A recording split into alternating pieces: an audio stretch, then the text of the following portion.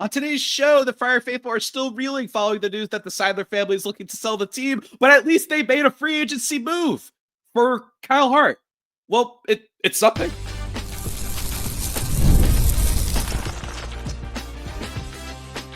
You are Locked On Padres, your daily San Diego Padres podcast. Part of the Locked On Podcast Network, your team every day.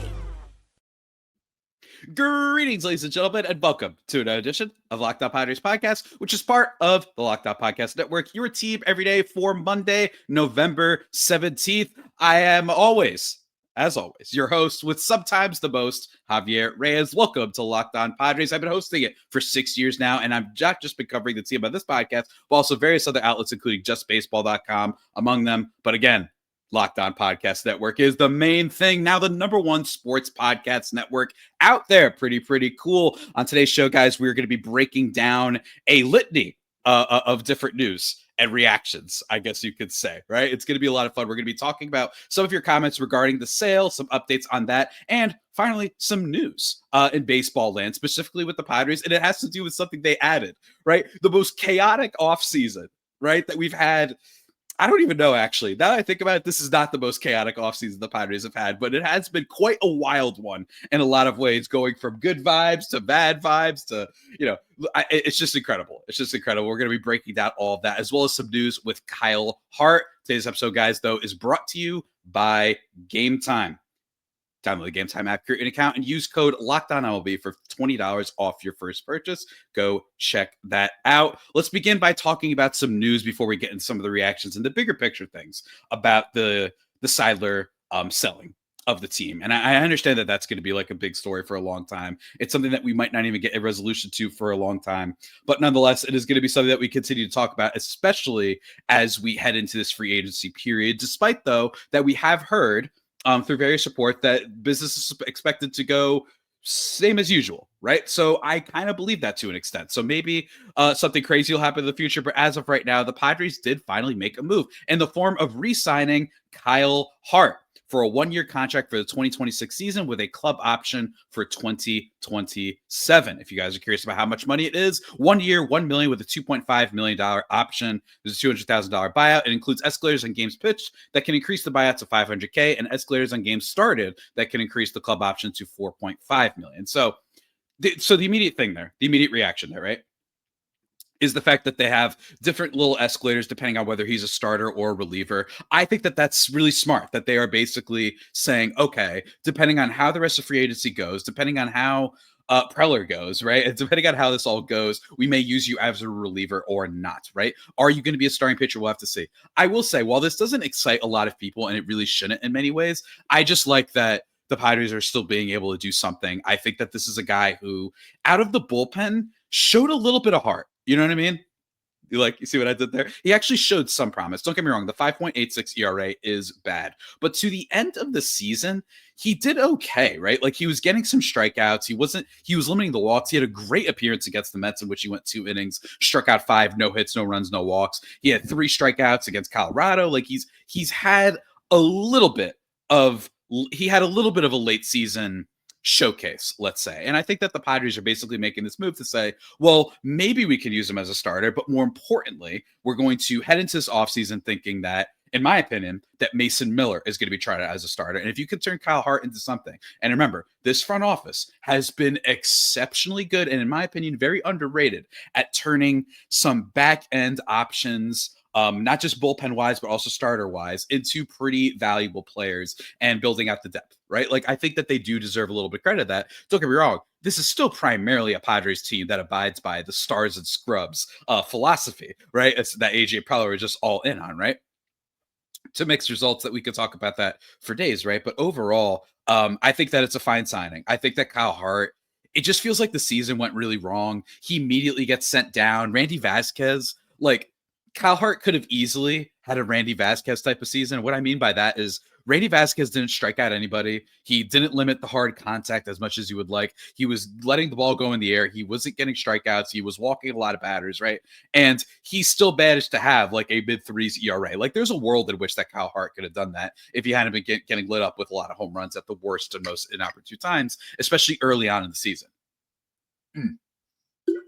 But furthermore, the Padres have actually had some decent luck also with these kind of, former projects, right? These guys who went to international leagues and come back and hopefully are going to be better. They did have some luck. Remember, with Nick Martinez. So do I think that Kyle Hart could deliver a type of season Nick Martinez did? Sure. Why not? Because those are not the type of seasons that I think are irreplaceable, right? I do not think that that is impossible to replicate in any way, a Nick Martinez type season. And I think that Kyle Hart, I trust the Padres front office to at least see that there might be something more in this guy. And there was a reason why we went after him in the first place. And maybe he's better as a reliever. And if he is better as a reliever, that is good news, considering that they're going to lose Robert Suarez. They're not going to have Jason Adam back for a long time, right?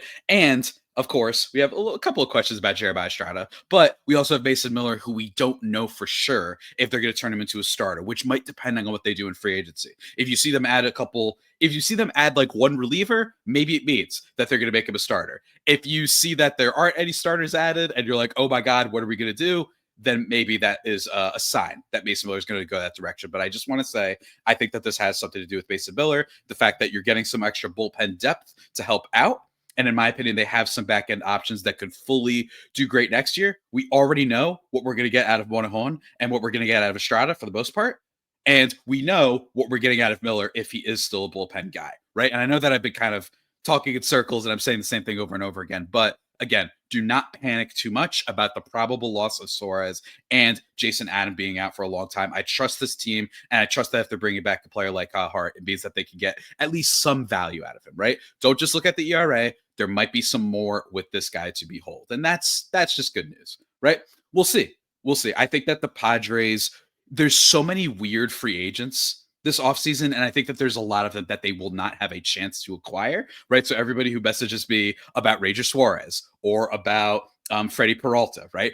One being a money situation when it comes to Ranger Suarez, even Framber Valdez, the other being a trade situation. And I don't want to hear it from fans that were on me for being really not really worried, but a little bit cautious and scared about the fact that they gave up their best trade pieces at the deadline. Leota DeVries being one of them. And then the other guys, a lot of depth pieces in order to get Ryan O'Hearn and Ramon Laureano, who by the way were great, I think, and that losing them did hurt.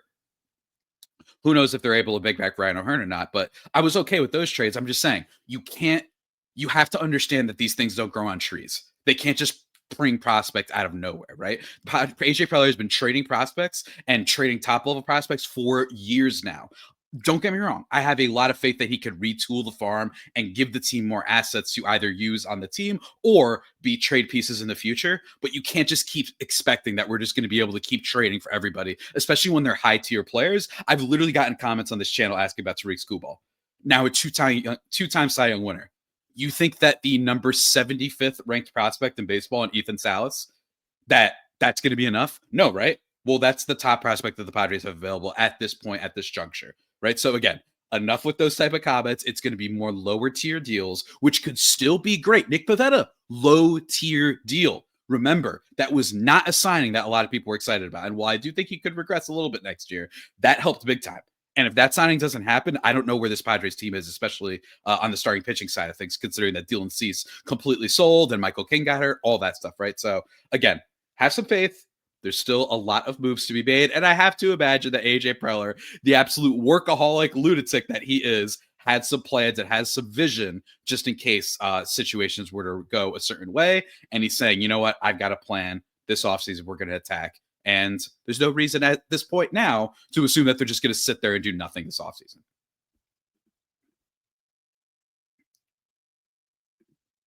But guys, before we continue talking, I need to talk to you about one of our sponsors, and that is FanDuel. There's no better place with the NBA back to get in on the action than FanDuel, the official sports betting partner of the NBA. Even if you miss the start of the game or want to ride the hot hand, FanDuel has live bets on everything from who will score next to fourth quarter comebacks. Plus, you can even combine your live bets into a same game parlay for a shot at a bigger payout. Keeps every game exciting, especially when your team's making that late push. Right now, FanDuel is giving new customers $300 in bonus bets when your first $5 bet wins. So head to FanDuel.com to sign up and play your game with FanDuel, the official sports betting partner of the NBA.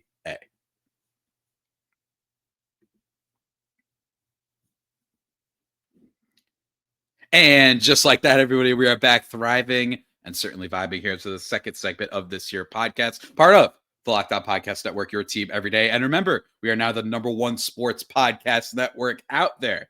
Pretty cool to say that we're #1. The Padres may not be #1, but Locked On Padres and its network is. Tell your friends to go subscribe wherever you get your podcast from. Also follow on YouTube to see this lovely background that I have today, because I am in fact on the wonderful beach waters of San Diego. Isn't it great? It's so cool, a good vibe. And if you want to submit your questions/comments, do that so in the comment section on YouTube, and I will be sure to answer them, especially today. We'll get to that in a second. One more thing I want to bring up. Actually, two more things. Number one, the Mariners re-signed Josh Naylor. I don't think that there was too many people who were thinking that Josh Naylor was an option for the Padres, but given the fact that they may have some first base problems, especially with the departure of Reyes, especially with Ryan O'Hearn being a free agent, especially with the fact that we know that Jake Cronenworth isn't as good and valuable at first base as he is at second base, just a thing to throw out there. He's signed for what is expected to be, according to MLB trade rumors, a contract in the range of $90 million to $100 million. I don't think that that's something that the Padres are going to be able to do this offseason. I really don't. We'll see, but I really don't. So shout out to the Mariners. Really good for them. I love that the Mariners got really close this year. I would have loved to see them in the World Series. But I will also say that the Blue Jays gave us, in my opinion, one of the best World Series that I've literally ever seen, even over the 2016 World Series. And while the result is not what we would have wanted, and while the result, I think in a vacuum, just Dodgers winning is by far the least interesting thing that happened in MLB this year for a bunch of different reasons. We got star performances. We had Shohei. We had all that stuff. It was great, right? And the Mariners, I love to see them still trying. Love to see that from baseball, especially in these very dire times for the league, I guess you could call it, right? And another article I recommend checking out, Ken Rosenthal actually wrote a really nice piece about, and this is about 10 days ago, by the way, so I only saw it now. And he wrote just a cool piece about just talking about like where the league is heading when it comes to manager hires, right? And he basically didn't have any like damning take on the situation in regards to Craig Stammen and a lot of inexperience. But he was basically like, this is kind of tough. And I don't have any answers for whether or not it's going to work, whether or not it makes sense that they're hiring college coaches in Vitello, or they're hiring a player in Craig Stammen that doesn't have nearly the same stature as former managers, or in some cases, former players like Albert Pujols. Although I do think he didn't mention, right, that Albert Pujols maybe a big reason for him not being a candidate this offseason is maybe it has to do a little bit with the Angels, Tyler Skaggs situation. But overall, just a nice little piece that he wrote for The Athletic. And I want to give a shout out when it's fair, even to our arch nemesis and Ken Rosenthal. But let's talk a little bit about some of your questions and comments. My favorite part of the show. Remember, leave your comments in the comment description on YouTube to have a chance to be featured. And man, I just love the responses. That's what I thought we were going to go into, right? Here we go. First up from Robert Birdie 9938 says, I've been a Padres fan since I was a young kid growing up in San Diego in the mid 70s. I've seen many good, bad, and ugly Padres teams and gone through ownership changes before. I'm not angry or bitter towards the Seidler family at this time. We have thrived under their ownership and should be grateful for all they have done for us. Depending on what happens in the coming months, and should the sale actually happen, I hope we get ownership committed to San Diego and doing whatever it takes to bring a World Series championship to San Diego. We fans deserve this championship more than any fan base in baseball. Everything will take care of itself, but all we can do is watch and let it play out. LFGSD in all caps. I will say, I don't want to say that the Padres are more deserving than any fan base of baseball. I will say that I am always a proponent of teams that aren't necessarily the Yankees or the Phillies or the Dodgers or the Mets, or the Mets now, I should say, right? Not before. But I'm always a proponent and believer that the teams that have a lot of spending are absolutely deserving of winning, right? Because that's how you do win, right? If you're the Guardians and you're all these teams that spend a tiny bit and just rely on organizational infrastructure to give you random 88 win seasons that take you to the playoffs, but then you don't do anything to go further than that, that's bad for the sport. And I do think that the Padres, in a lot of ways, would be a very deserving fan base to see have a championship set their way. But I don't want to say the most deserving, right? We've got the Mariners out here. That team has suffered for eons, right? They haven't even been to a World Series, and they were like 1 centimeter away for being in the World Series, if not for the fact that their offense just couldn't hit and couldn't score, right? So all that combined, I think, I don't want to say that we're the most deserving, but I do think that it is always cool when teams that aren't, in the midst of crazy, spending sprees, that aren't, I should say, in the midst of a big market, right? It's not breaking news what the Yankees go out and spend, right? It's especially not breaking news when the Dodgers go out and spend, right? They went out, They did as they should, brought in a bunch of players, helped establish them as the biggest team in the sport by far now. And they spent $2 billion and they won a World Series.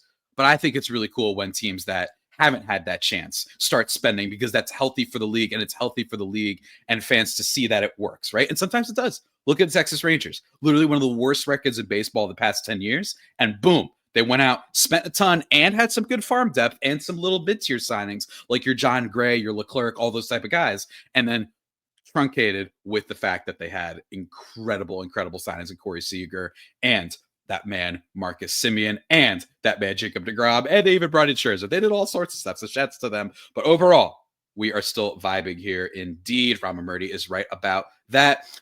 At MYK138 says, with the wavering commitment the ownership has showed over the past few days, they need to sell. There's going to be too many peculiar moves to attribute to this situation, and you cannot escape them. Now that they've shared where their bide's at, the rumors and speculation will follow the ownership group for the remainder of their tenure with the Padres. They simply cannot afford to be half and expect steady profits year over year. A head coach picked seemingly out of nowhere, a mass exodus of coaches and players into free agency, a complete sell-off of the farm, and a win-now mentality all accumulate into the optics that the ownership group would be willing to dedicate some resources today, knowing that budget slashing will happen tomorrow. We don't deserve that. Totally understand you, my guy. I really do. And I totally overall understand where fans are coming from. I really do. And I think that I understand that people are looking at the recent moves and stuff like that. But I will say that as I talked with Jake on Friday, it's still important to not take full sides. I will say that, like I said on Friday's episode, for all my everydayers out there, that I do think that the Shield Seidler lawsuit becomes infinitely more of a thing to latch onto. I'm at the point where I don't really blame either side of the situation, right? If you're a fan who's like, Shield is the best, if you're a fan that's like, hey, Shield's part of the problem, whatever it is, I don't necessarily hate that. My only thing that I would say is to approach the subject of who's to blame here, what happened, what's going on behind the scenes. I would approach that with a little bit more openness because we don't fully know what's going on.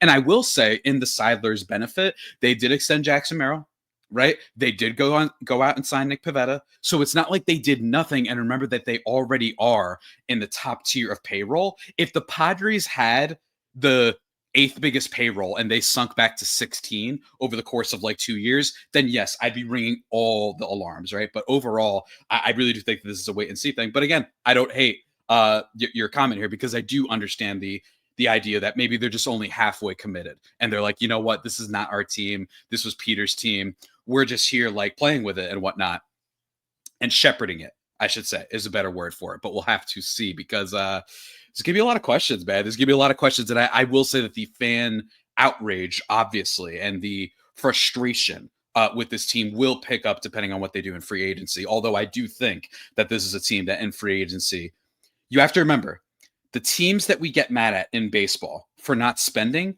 are usually the ones that are like the Brewers, where they're like 22nd in payroll, right? The Padres, sure, it is unfortunate that they don't want to continue the momentum of all the money that has been spent. And if you're already spending, you might as well, right?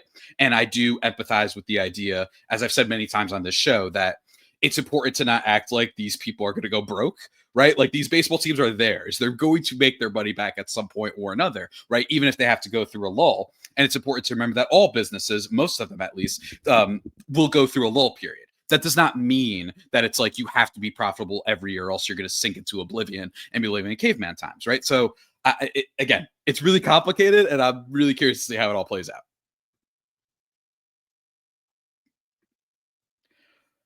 But before we get into the rest of your comments and questions, guys, let me take a quick section to talk to you about one of our favorite sponsors. The NFL season is back, and honestly, there's nothing better than being in the stadium surrounded by fans cheering on your team. But let's be honest, getting tickets can be a hassle between queues, login screens, and prices jumping at checkout. It's frustrating, and that's why I use Game Time, the app that gives the advantage back to the fans. Game Time is fast, easy, and backed by the Game Time guarantee. You'll always get 100% authentic tickets delivered on time and at the best prices. Plus, all fees are included, so the price you see is the price you pay. Download the Game Time app, create an account, and use code LOCKEDONMLB for $20 off your first purchase. Terms apply, but again, that's promo code LOCKEDONMLB for $20 off. Swipe, tap, ticket, and go. Download Game Time today.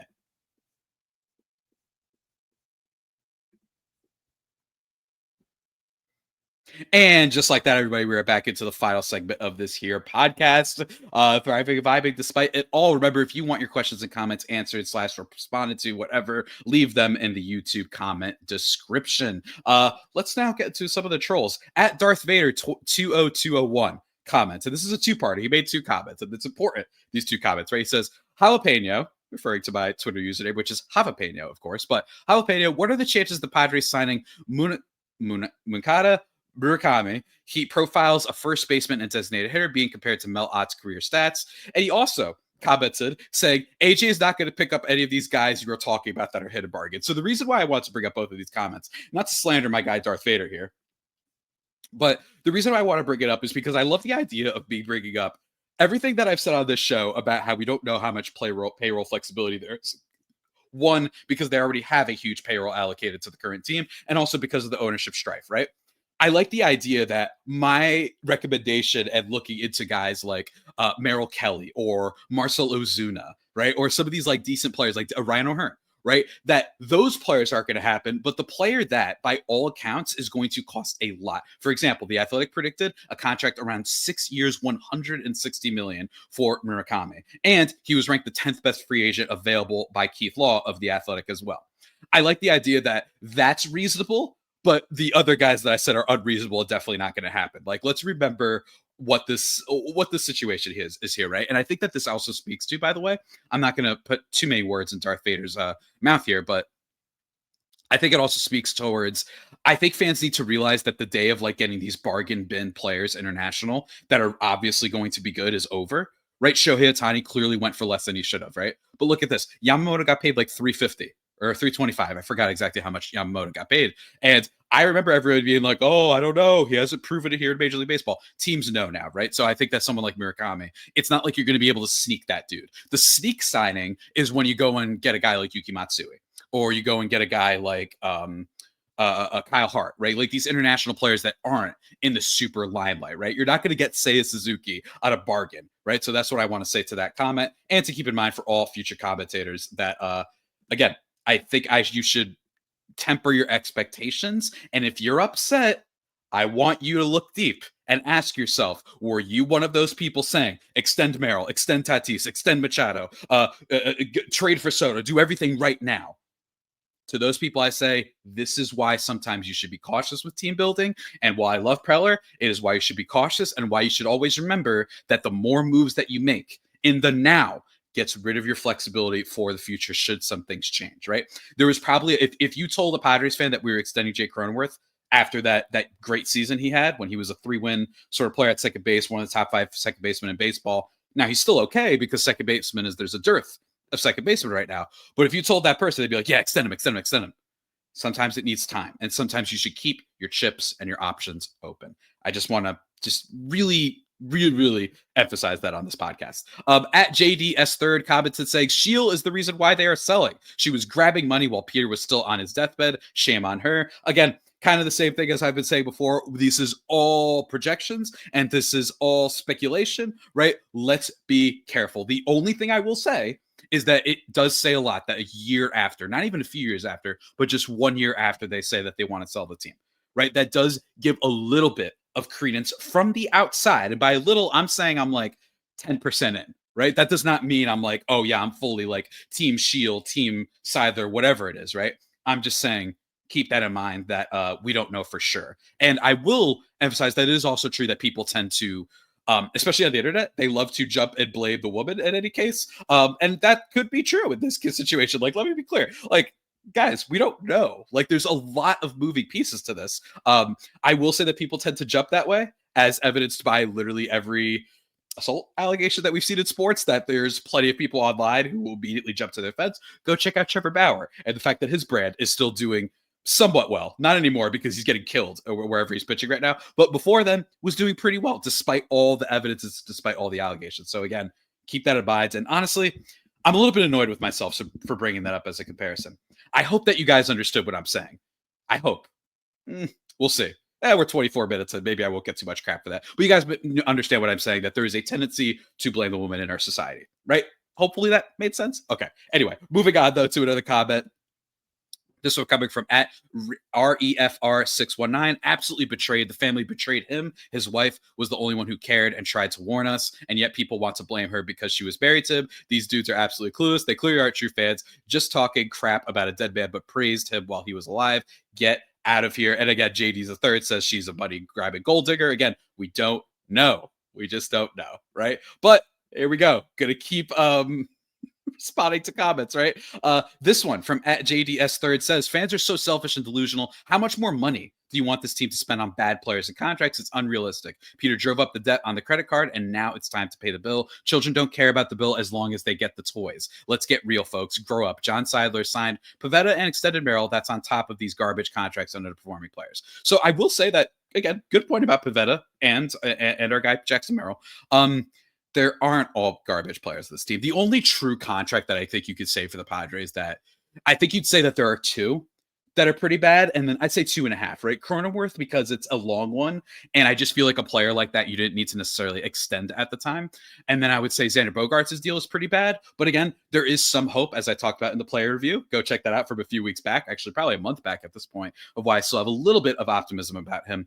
And then probably Yu Darvish. Otherwise, it's not like these contracts are horrible. Maybe they're not great, but they're not horrible. And remember, Marcus Semien became a not so great player, but that helped them win the World Series. So sometimes these players that you pay, even if they don't deliver on superstar value, having those name brand stars and veteran experience and all that tends to result in championships, right? So we'll have to see. And again, Jackson Merrill, not a bad contract. Fernando Tatis Jr., not a bad contract whatsoever, right? It's just unfortunate that they don't have a farm system right now. I think that if you could choose one thing for the Padres to have, man, if you could just like take back some moves, maybe, right? There is a world in which CJ Abrams and James Wood are under club control on this team right now, and that the rest of the lineup is figured out. But also in that same timeline, maybe they don't have Nick Pivetta and Dylan Cease and Michael King, who were instrumentable, I should say. I'm making up words now, to their 2024 run that they probably should have gone further. But so again, it's all really tough.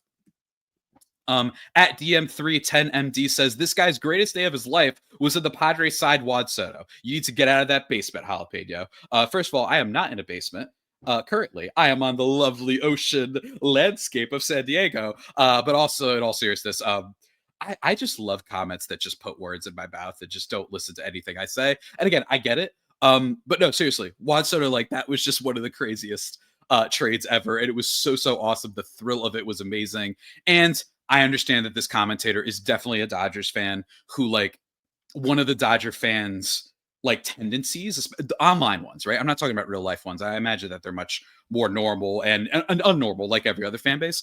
But the one thing they like to do is crap on teams for being excited about something and saying, well, you couldn't be us. And then when they win and sign all those players, they say, well, be like us and just spend, right? That's one of the things that you'll notice from Dodgers fans. But again, can't expect too much from the internet. What can I say?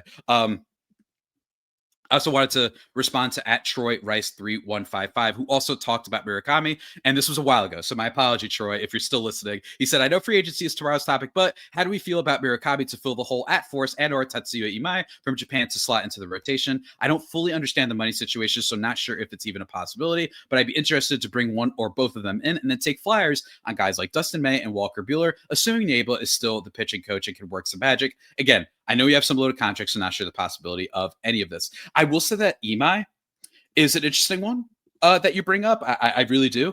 But he also does seem like a guy that's going to be paid a whole lot, at least predicted by The Athletic, 7 years, 154, right? I don't think that that is a guy. And most importantly, he is a Boris client. So I do not believe that he is all that realistic of a target. And I've already talked about Murakami on today's episode as well. I'll probably do some free agent profiles as the offseason progresses, right? I might as well. Nothing else to do out here, right? But I'm going to go into some of the more other free agents in greater depth, I think, as time goes on. I don't believe that's a possibility, but I like your Dustin May and Walker Buehler shoutouts. I personally think that Walker Buehler's cooked. I think Dustin May, there could be something, but I think Walker Buehler's a little bit cooked right now. It's unfortunate, but you have to remember sometimes, guys, the dudes who come back from those Tommy John surgeries, sometimes multiple in some cases, sometimes you really do just lose it and you're not able to return back from it. It's a surgery that you usually kind of, I don't want to say have to take, but you almost assuredly, usually, it's not a good sign to try and play through that, because then you end up like a guy like Justin McKenzie, who is consistently on the IL, is a bad pitcher, all these sort of things, but it's not a guarantee that you're going to get back healthy, which I think is, dare I say, some issue that some people have with science in general, is they don't understand that these things are always guarantees, right? It's just the best that we have with the information that we have in the year of our Lord 2025. Last thing I want to go over. At Phoenix Ash 927 says, regarding your show about what is on the Padres' minds this most offseason, you forgot the S tier class. How long will the league be locked out because of the Dodgers? Will we ever get a 2026 season? I'll read the rest of this comment and talk about it more in greater detail, but I was totally wrong, and I have to apologize on the podcast. I swear on everything I own that the CBA was up after this year, and that this offseason was going to be the one in which you would get like a ton of contracts being signed. It looks like it's after the 2026 season. So my apologies if I'd been saying that on previous episodes, but I believe it's after this year. So this offseason is probably going to be pretty slow and all that sort of stuff. I don't know for sure, right? Maybe things could get fast, right? We saw Josh Taylor just sign, but I don't think, I think I had that wrong. And I just want to apologize. I genuinely, I don't know what happened. My wires got crossed. Maybe my brain is officially just cooked. The brain rot has officially got into my head, but I do not remember. And I should say, I did not remember that the lockout apparently is something that could happen after next season. Maybe it's just a lot of the vibes. Maybe it's the Bryce Harper altercation with Rob Manfred, right? The fact, the timing of it made me think, okay, it's going to be this offseason. I was wrong. Apparently that's going to be for next year. And we'll see how that pans out. We'll see if there is any next year of spending for the Padres too. But guys, that about does it for today's edition of Locked On Padres podcast, the only pod that may be better than the Padres themselves. Remember to subscribe wherever you get your podcasts from. We're going to be doing some player reviews this week and doing a fun countdown of the best and worst moments of the 2025 Padres. Best and worst moments, 2 separate episodes. And we're going to be doing some player reviews of Gavin Sheets and the rest of the lineup depth. And we're going to be doing a review of sorts